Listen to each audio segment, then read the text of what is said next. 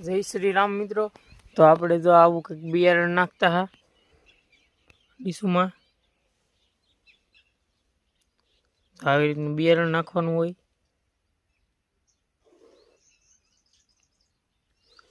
બે બિયારણ નાખવાનું।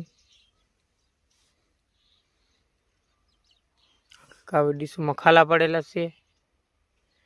ડીશમાં જો આપણે બે નાખવાનું હોય। જો આ ડીશમાં નખાઈ ગયેલું છે।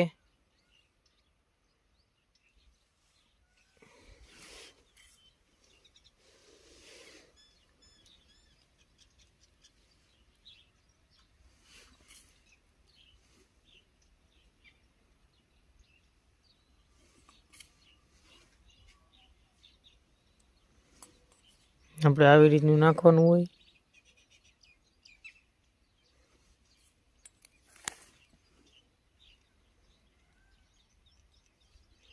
બધીમાં બે નાખવાનું।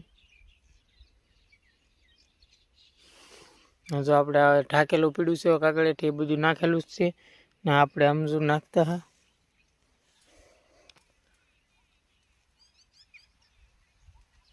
જો આપણે અત્યારે આ ફાર્મમાં પડદા ખોલી નાખેલા છે।